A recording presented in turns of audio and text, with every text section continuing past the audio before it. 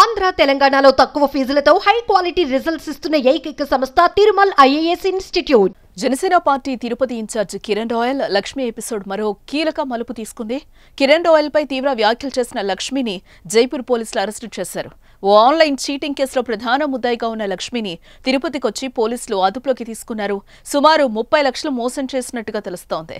ఎన్ని రోజులు పోలీసుల కళ్లు కప్పి తిరుగుతున్న లక్ష్మి గత 2 రోజులుగా మీడియాలో ప్రత్యక్షమవడంతో మాటు వేసి పట్టుకున్నారు లక్ష్మిని.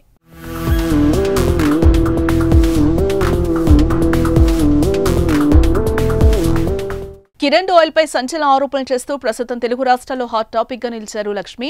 1,20,00,000 అప్పు తీసుకుని కిరణ్ రాయల్ తనను మోసం చేశాడని వీడియో విడుదల చేసింది. అలాగే నగలు తాకట్టు పెట్టి ఇచ్చానని, అప్పు తీర్చమని అడిగితే నా పిల్లల్ని చంపుతానని బెదిరిస్తున్నాడని ఆమె వీడియోలో ఆవేదన వ్యక్తం చేసింది. తిరుపతి మండలం చిగురువాడలో ఉండే సమయంలో కిరణ్ రాయల్ తన నివాసం పక్కనే వచ్చి చేరాడని లక్ష్మి ఆరోపణలు చేస్తోంది. తనతో ఉన్న పరిచయం మేరకు డబ్బులు అడిగేవాడని, కిరణ్ రాయల్ వాడుతున్న కారు అలాగే ఇంటికి కూడా తాను అప్పులు చేసి కొంత ఎకరం భూమిని మరికొంత డబ్బులిచ్చినట్లుగా తెలిపింది.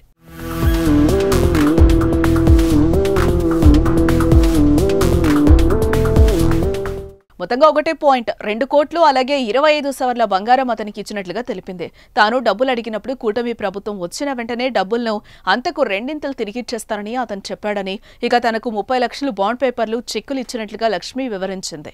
ఇక మహిళా ఆరోపణలతో రంగంలోకి దిగిన కిరణ్ రాయల్ డబ్బులు సెటిల్ చేస్తున్నప్పుడు తీసిన వీడియోలను బయటపెట్టాడు. కాల్ రికార్డులు, మహిళతో సన్నిహితంగా ఉన్న వీడియోలు 2 రోజుల నుంచి హల్చల్ చేస్తున్నాయి. ఈ నేపథ్యంలో ఆయన్ను పార్టీ కార్యక్రమాలకు జనసేన దూరం పెట్టింది.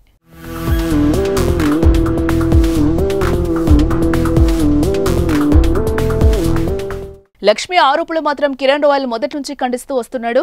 లక్ష్మి ఖిలాడీ లేడీ అని, ఆమెపై జైపూర్ అలాగే వైజాగ్, బెంగళూరులో కేసులున్నాయని ఆరోపించాడు. బెట్టింగ్తో పాటుగా రకరకాల వ్యసనాలతో ఆమె అప్పుల పాలయ్యిందని, ఆ కారణంగానే లక్ష్మిని తిరుచానూరు పోలీసులు అరెస్టు చేస్తే తను విడిపించారని చెప్పుకొచ్చాడు.